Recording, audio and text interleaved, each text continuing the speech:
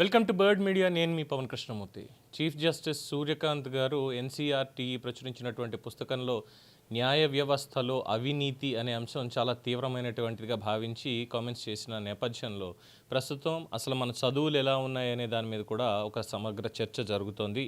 అలాగే ఆ ఒక్క పుస్తకం గురించే కాదు, మిగతా అది ప్రైవేట్ స్కూలా, పబ్లిక్ స్కూలా, సిబిఎస్ఈ సిలబసా, ఐసిఎస్ సిలబసా, లేదంటే స్టేట్ సిలబసా, ఏ స్టేట్కి ఆ స్టేట్, ఇలా కొన్ని పుస్తకాల నుంచి అందులో ఏం చెప్తున్నారు, ఏం నేర్పిస్తున్నారు పిల్లలకి అనేటువంటి దాని మీద ఒక చర్చ జరుగుతోంది. అసలు ఏం చెప్పాలి పిల్లలకి అనేది. అంటే ఇంకొక పక్కన ఏదో మతం అనేటువంటి దాన్ని పులిమేసి మత రాజకీయాలు చేసేస్తున్నారని మాట్లాడుతున్నారు కదా. ఆ మాట్లాడేటువంటి మహా మేధావులు, అది ప్రైవేట్ స్కూల్స్ కావచ్చు, లేదంటే గవర్నమెంట్ స్కూల్స్ కావచ్చు, చిన్నపిల్లలకి ఏం నేర్పిస్తున్నారు అనేటువంటిది చాలా చర్చ జరుగుతోంది. ఇక్కడ మరొకసారి ప్రస్తావిస్తాను, గతంలో స్మృతి ఇరానీ గారు పార్లమెంట్లో చేసినటువంటి ప్రసంగాన్ని మరొక్కసారి మీరు చూడండి.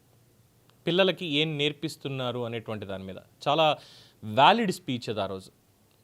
అందులో బెంగాల్ గురించి చెప్పినటువంటిది కావచ్చు, మిగతా రాష్ట్రాలకు చెప్పినటువంటిది కావచ్చు, ఒక్కసారి చూస్తే నిజంగా ఏం చెప్తున్నారు పిల్లలకి అనేది తెలుస్తుంది. అలాగే ఎక్కడ మనకి ఈ ద్రోహం జరుగుతోంది, ఎక్కడి నుంచి ఈ డిస్క్రిమినేషన్ తీసుకొస్తున్నారు, ఎక్కడి నుంచి ఆ భావజాలాన్ని ఇంజెక్ట్ చేయడానికి చూస్తున్నారు అనేటువంటి దాని మీద చూస్తే కొన్ని ఎగ్జాంపుల్స్ దీనికి సంబంధించి ప్రైవేట్ స్కూల్ వాళ్ళంతటా వాళ్ళే ప్రింట్ చేసుకున్నటువంటిది చూస్తే, causes for the rise of the Bhakti movement, ఈ డాక్యుమెంట్లో మీరు చూడొచ్చు. భక్తి మూమెంట్కి సంబంధించి causes, meaningless, elaborate and complex rituals and superstitions had crept into Hinduism. Meaningless, హిందూయిజంలో meaningless and elaborated and complex rituals and superstitions హిందూయిజంలో ఉన్నాయి కాబట్టి భక్తి మూమెంట్ అనేది రైజ్ అయిందిట. The domination of the priestly class, అంటే ఇక్కడ బ్రాహ్మణులు అంటున్నారు ముందుగా, priestly class and the increasing rigidity of the cost system alienated a large section of people. దాని కింద ఇంకొక డైలాగ్ చూడండి, Islam with its emphasis on universal brotherhood and equality of all attracted the attention of the so called lower castes. అంటే ఇక్కడ హిందూయిజంలో మాత్రం meaningless rituals ఇవన్నీ కూడా దీంతో భక్తి మూమెంట్ అనే దానికి పెరిగిపోయాయట. Causes for the rise of the Bhakti movement దాంట్లో కింద వచ్చేసరికి చూడండి, ఇక్కడ మళ్ళీ the domination of priestly class, అంటే బ్రాహ్మణవాదం అనేటువంటి దాన్ని తీసుకొస్తున్నారు. బ్రాహ్మణులు ప్రీస్ట్లీ క్లాస్ అని చెప్పి పెట్టి కాస్ట్ సిస్టంలో అసమానతలు ఇవన్నీ పెరుగుతున్నాయి అన్నటువంటి దాన్ని పెట్టి లార్జ్ సెక్షన్ ఆఫ్ పీపుల్ని. ముస్లిమ్స్ దగ్గరకు వచ్చేసరికి ఇందులో చెప్పింది Islam with it emphasis on universal brotherhood, ప్రపంచవ్యాప్తంగా ఉన్నటువంటి సోదరభావం. ఏ ముస్లింలకు మాత్రమే ప్రపంచవ్యాప్తంగా సోదరభావం ఉందా? ఈక్వల్గా చూస్తున్నారా ముస్లిమ్స్ అన్నింటినీ అందరినీ ఈక్వల్గా చూస్తున్నారా? Is it true? Is this reality? ఒకసారి చెక్ చేసుకోవాలిగా. ఇది చిన్న పిల్లలకి చెప్పేటువంటిది ఎన్నో క్లాస్ తెలుసా? ఇది 7th క్లాస్ పిల్లలకి చెప్తున్నటువంటి పాఠాలు ఇవన్నీ. దాంట్లో 2 religious movements spread across India during the medieval period. These were the Bhakti and the Sufi movements. The Bhakti and Sufi movements influenced the life of the people in a big way. అది దానికి ఇచ్చినటువంటి reasons అని చెప్పి కింద చేశారు. ఇది ఒకటి. తర్వాత ఇది ఇంకొకటి, హౌ టు కీప్ హెల్దీ అనేది చిన్నపిల్లలకి చెప్పేటువంటి అంశం. ఇందులో చూడండి ఎంత దుర్మార్గంగా ఇది రాశారు.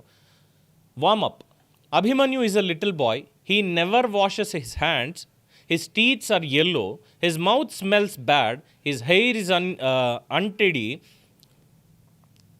He never combs them, his clothes are dirty, do you like Abhimanyu? Abhimanyu అనేటువంటి పేరు ఎవరు పెట్టుకుంటారు ఎక్కువ? హిందువులే కదా.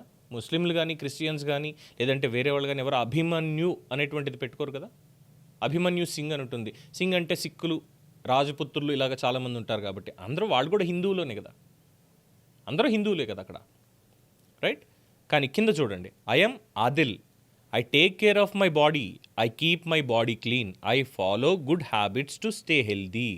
అంటే అభిమన్యు అనేటువంటి వాడు పరమ దరిద్రంగా ఉంటాడు, ఆదిల్ అనేటువంటి వాడు ప్రతిరోజు శుభ్రంగా ఉంటాడు అని డిస్క్రిమినేషన్ పరంగా ఇక్కడ ఏం చెప్తున్నారు? ఆదిల్ అనే పేరు ఎవరు పెట్టుకుంటారు? ముస్లిమ్సే కదండి. వాళ్ళు మాత్రమే శుభ్రంగా ఉంటున్నారా? హిందువులు శుభ్రంగా లేరా? పిల్లలకు నేర్పించాల్సినటువంటి పాఠాలు ఇవి. తర్వాత ఇది ఇంకొక పుస్తకంలో ఉన్నటువంటి details. Baburnama written in the Turkish language. అంటే బాబర్ తెలిసిందే కదా, బాబర్ చక్రవర్తి అంటారు. బాబర్ నామా అని రాశాడు గ్రంథాన్ని, టర్కిష్ లాంగ్వేజ్లో రాశాడు. It is considered one of the most enthralling literary works of all the times. ఎంతో ప్రాశస్త్యం పొందినటువంటిది బాబర్ నామా అనేటువంటిది. తర్వాత దీంట్లో he was not only a brilliant general but also great sportsman who could correctly gauge the strengths and weaknesses of his opponents. He was a man of extraordinary energy. He began building a series of structures which mixed the Hindu style of intricately carved details with traditional Islamic designs used by the Persians and Turkish. Babur was fascinated by nature. He began process of creating exquisite gardens in every palace and province. He tried to recreate the gardens of Kabul in Afghanistan, which he believed were the most beautiful in the world. Babur's memories describe the flora and fauna of his empire in great detail. Babur was an orthodox Muslim. ముస్లిమ్స్లో orthodox Muslim లేదంటే అది ఏదో అంటాం మనం, అంటే సాంప్రదాయబద్ధమైనటువంటి ముస్లింలు, నాస్తికులు ఇలా అంటారు చూస్తారు, అలాగా very orthodox, traditional, very traditional. However, he followed the policy of religious tolerance. Underline the word, religious tolerance. Babur చక్రవర్తి కాలంలో ఎక్కడ జరిగింది? ఆ తర్వాత జరిగింది ఏంటి? అంతకుముందు జరిగింది ఏంటి?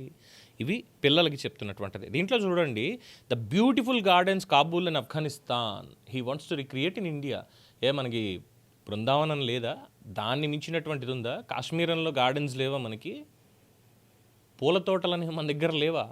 కేవలం బాబర్ మాత్రమే క్రియేట్ చేస్తాడా? కాబూల్ అండ్ ఆఫ్ఘనిస్తాన్లో ఉన్నటువంటివే గార్డెన్స్ అంటే.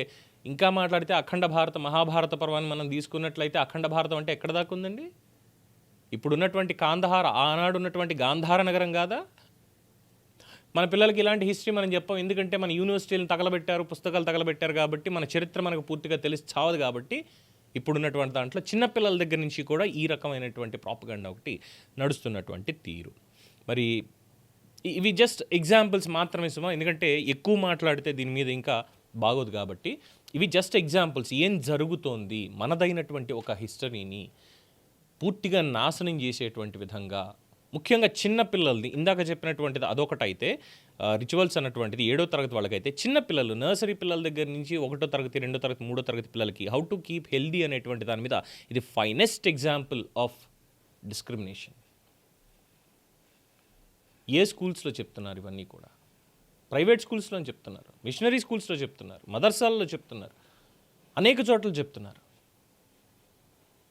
కానీ మనం మాత్రం సెక్యులర్గా ఉండాలి, పరమత సహనం పాటించాలి, ఎవరిని అన్యాయంగా అక్రమంగా అనకూడదు, చరిత్రను మనం అసలు వక్రీకరించకూడదు. ఎందుకంటే మహమ్మద్ సుల్తాన్లు ఎవరైతే మనని పరిపాలించారో వారి హయాంలో మనకున్నటువంటి వీరులు వాళ్ళందరూ ఏంటంటే వాళ్ళు శత్రువులు కాబట్టి నాశనం చేసేసారు వీళ్ళు. Babur was most precious empire, ఇది కదా. బాబర్నామా అంతటువంటి గొప్ప రచన ఇంకొకటి లేదు కదా. మరి నాకు భగవద్గీత ఉంది, భగవద్గీతను మించింది ఇంకొకటి లేదు, ఇంకొకటి లేనే లేదు. ఇది నాది. ఇది ఎలా?